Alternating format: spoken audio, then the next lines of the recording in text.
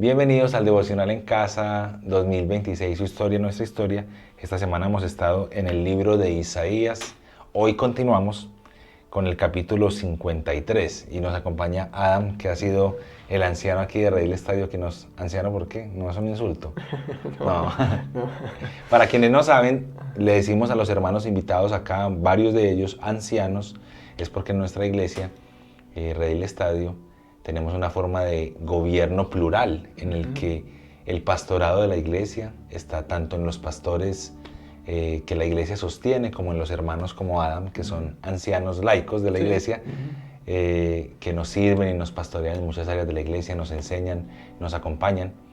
Entonces Adam es uno de ellos y hemos estado con el libro de Isaías.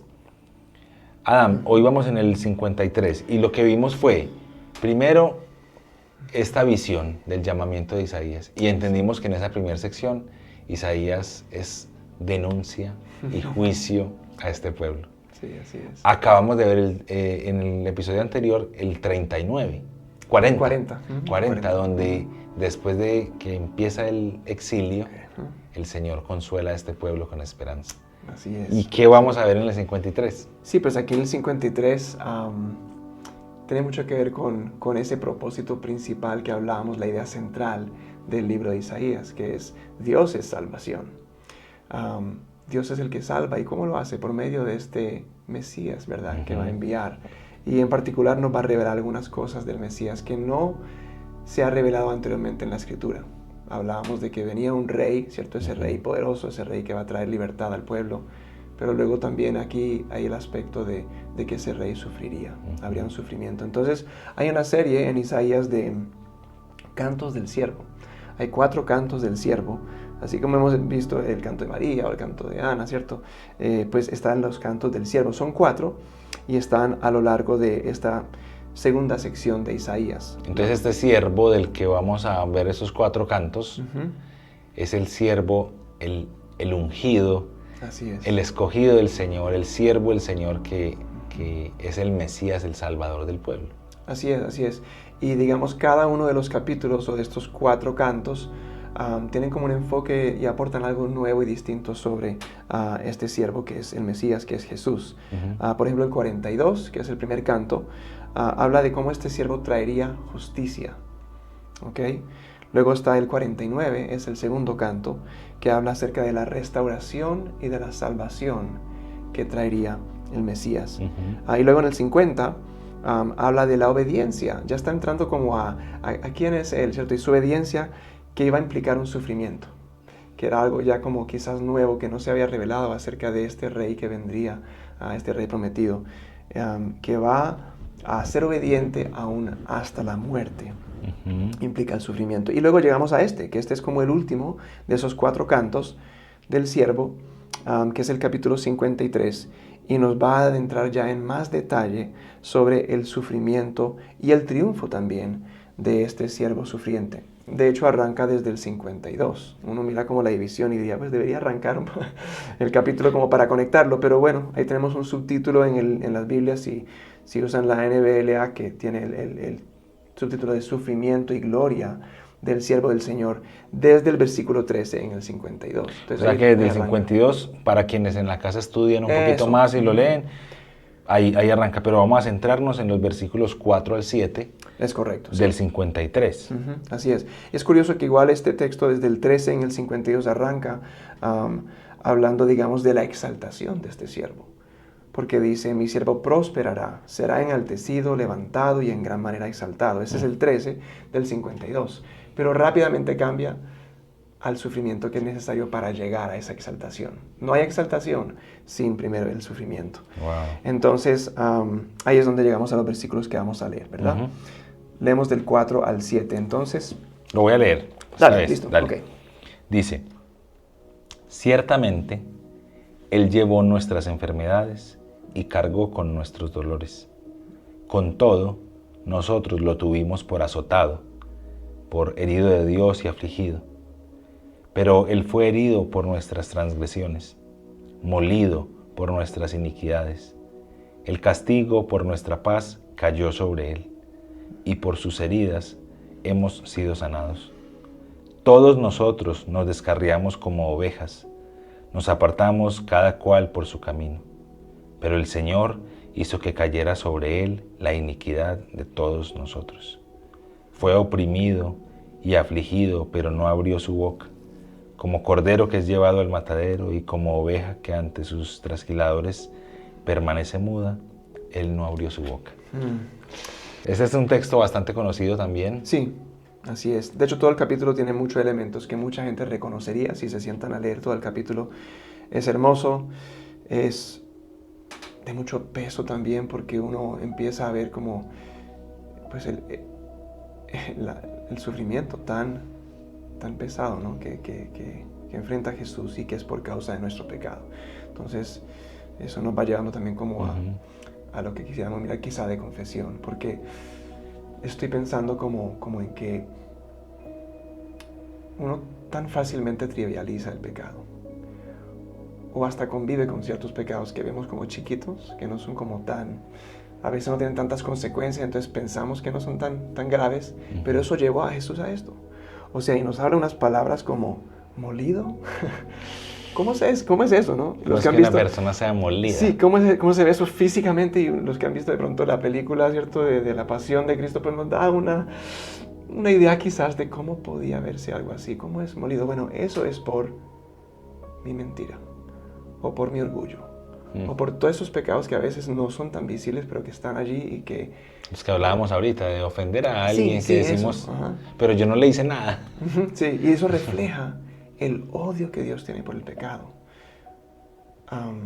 Y pienso que dentro de la sed de confesión que estamos pensando en las oraciones, yo al menos personalmente confesaría eso, ¿no? Como mi falta de odio por el pecado muchas veces.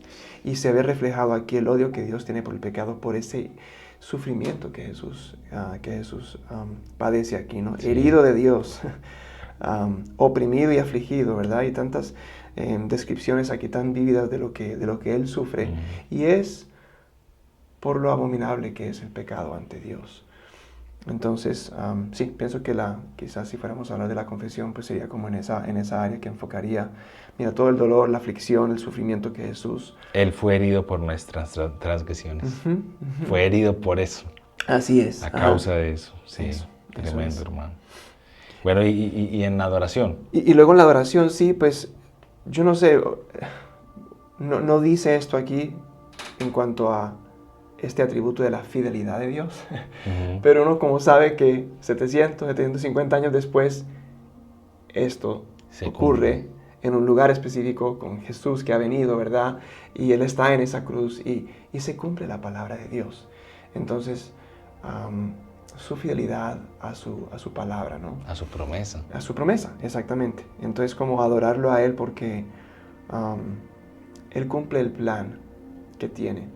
Cumple su palabra, cumple sus promesas, y creo que eso nos da también pues esperanza y paz, ¿no? Claro. El saber que Él es un Dios que cumple, ¿no? Estamos rodeados de tanta falsedad, de tanta mentira, de tanto engaño, que a veces nos elevan con unas promesas. Ahí podemos hasta pensar en lo que es la política. Donde estamos aquí a días de votar. Entonces, es decir, wow, tanta cosa, y luego promesas rotas, no cumplidas. Tanto desde la política como en nuestra vida, la gente que nos rodea también nos han decepcionado, ¿verdad? Pero tener ese Dios que realmente cumple todo lo que Él dice a cabalidad, nos da esperanza y nos da aumenta nuestra fe, ¿no? Sí. Es hermoso. Entonces sí, sería como adorarlo por su fidelidad. Fidelidad y confesar.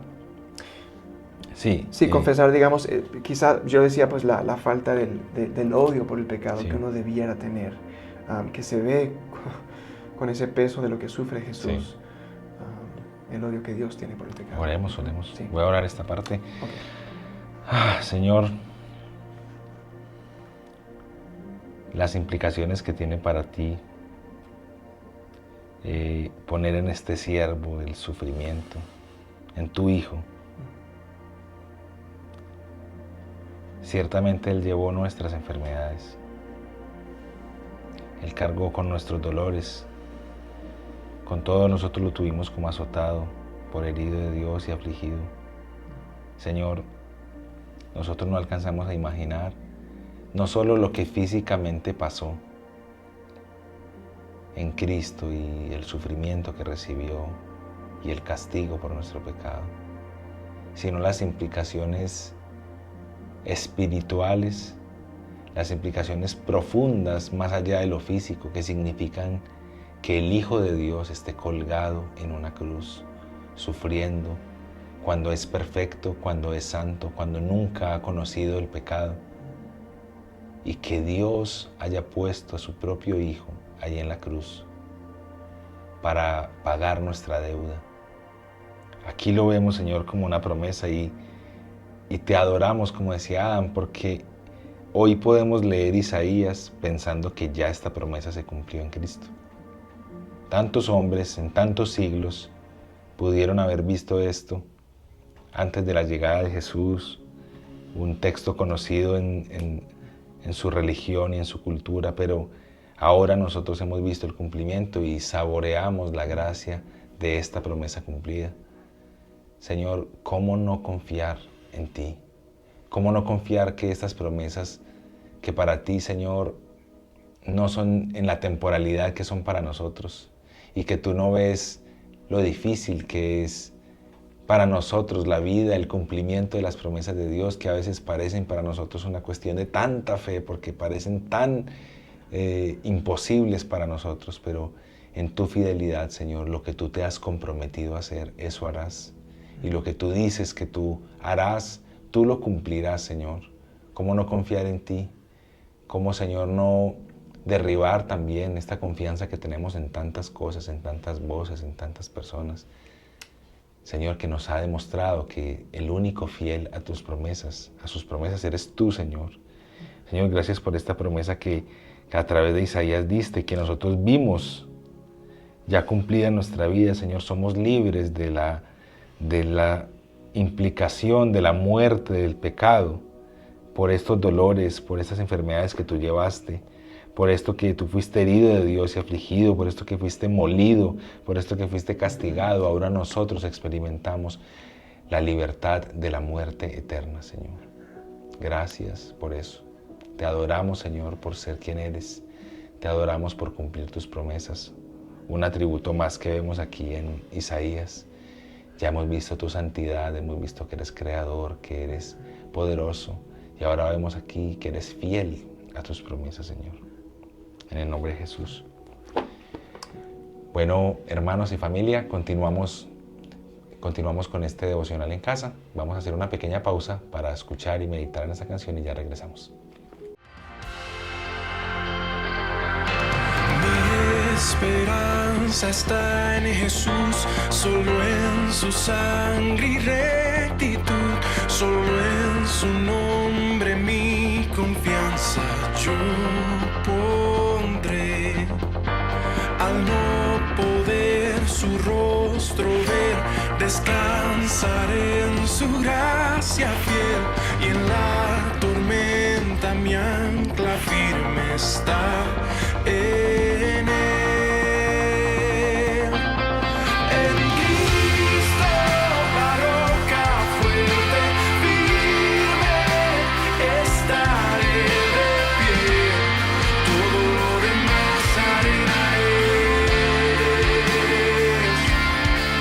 En Cristo la roca fuerte, firme, estaré de pie, todo lo demás arena es. Continuamos después de la pequeña pausa. Y Adam, vamos, hermano, a meditar en súplica y en acción de gracias en este texto. Sí, sí. No lo leímos ahorita, pero el primer versículo del capítulo 53 es una pregunta. Dice, ¿quién ha creído a nuestro mensaje? Y la respuesta implícita a eso es nadie. No han creído, ¿cierto? Porque luego nos describe cómo Jesús fue despreciado, desechado. ¿Sí? Entonces, la realidad de que es un mensaje no popular, no tan fácilmente recibido, ni que la gente lo acoge fácilmente, ¿no? Entonces hay un rechazo a Jesús y al mensaje del Evangelio. Entonces una súplica, un ruego que venía a mi mente es como rogar por aquellos que no han creído en el mensaje, aquellos que han rechazado a Jesús, ¿verdad? Y vemos eso mucho también en nuestro contexto, donde se puede, hay un conocimiento general, digamos, sobre quién es Jesús, lo que hizo, pero no hay una comprensión profunda, ni hay una convicción, como hablábamos también en otro momento, de qué implica eso para mí hoy, ¿verdad? Entonces, pues hay una forma, digamos, de rogar o suplicar por aquellos que puedan estar dentro de los que dicen sí, sí creemos. Esto es lo que necesitábamos. Este es el Salvador, el Mesías, ese siervo sufriente que nosotros necesitábamos. Entonces quizás como rogar, mirando hacia afuera, ¿no? Porque muchas de las oraciones que hacemos son más pensando en nosotros, que lo necesitamos también, pero sí mirando como aquellos que nos rodean, que necesitan. Que el Señor entender. despierte esos corazones que se Sí. arrepienten y creen en Él. Sí. Eso es. Bueno, y en acción de gracias. En acción de gracias, bueno, quizás gratitud por lo que Jesús hace, ¿no? Obviamente, como Él se somete voluntariamente. Esto lo leíste en el último versículo, ahí el 7, como Él, como esa oveja que es cierto, que muda, cierto, que no dice nada. No es que está imposibilitado o incapacitado para resistirse o para, ¿verdad? Es voluntario.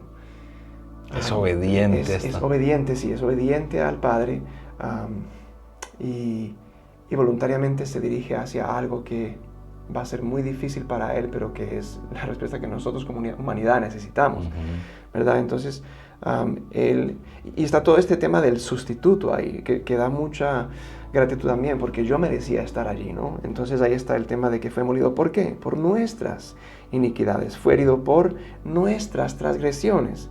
Y en varios momentos ahí, aún en el versículo 6 también, pero el Señor hizo que cayera sobre Él la iniquidad de todos nosotros. Está toda esta idea de que no solamente Él está haciendo un acto, sino que está haciendo un acto tomando el lugar que me correspondía a mí y a ti y a los que nos ven, ¿cierto? También. Entonces, una inmensa gratitud por Él ir hasta esa instancia que yo merecía por mi transgresión, por mi iniquidad, por mi pecado. Y todo con el objetivo de reconciliarme con Él, que es lo que uno necesita, ¿no? Sí. Esa reconciliación. De hecho, no lo dijimos, pero le pusimos el título a este devocional, el sufrimiento que reconcilia. Entonces ahí está el sufrimiento de Jesús y el propósito es que seamos reconciliados con aquel contra quien hemos pecado, ¿verdad? Entonces, sí, creo que es como la gratitud por su obra. Súper. Y como Él toma nuestro lugar, ¿no? Que nos correspondía. Oramos. Oramos entonces, sí. Sí. Padre amado, venimos nuevamente ante ti y mueve nuestro corazón el pensar en todo lo que Jesús, a lo que se sometió. Y no podemos ni siquiera dimensionar eso de ser molido.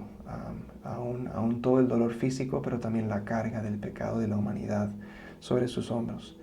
Y realmente esa pregunta que dice, ¿quién ha creído este mensaje? Uno dice, bueno, tanto sufrimiento, tanto dolor para que muchos no crean y no entiendan y no comprendan y no se rindan. Carga nuestro corazón aquellos que no han recibido y entendido y comprendido y no se han sometido a este mensaje. Y queremos orar, Señor, que tenga misericordia. Sabemos que no fue en vano la muerte de Jesús, y como testimonio de eso estamos nosotros y muchos más que por tu misericordia hemos sido alcanzados. No es por ningún mérito nuestro, ni nada que tengamos a nuestro favor más allá de tu gracia, de tu misericordia extendida a nosotros. Y por eso rogamos por aquellos que no han creído este mensaje aún. Y oramos por aquellos que han rechazado. Quizás han escuchado quién es Jesús, saben quién es, saben lo que hizo, pero no conectan lo que Él hizo con su necesidad de un Salvador y de un Mesías que viniera a perdonar sus pecados.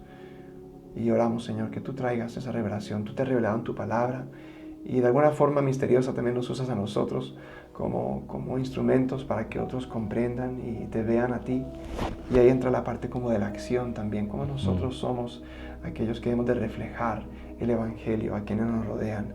Y Y te agradecemos por la obra de Jesús, por ese sacrificio tan inmenso que no podemos ni siquiera imaginar o dimensionar, pero que es real y que fue un hecho histórico y que está allí y que todos constatan cómo fue.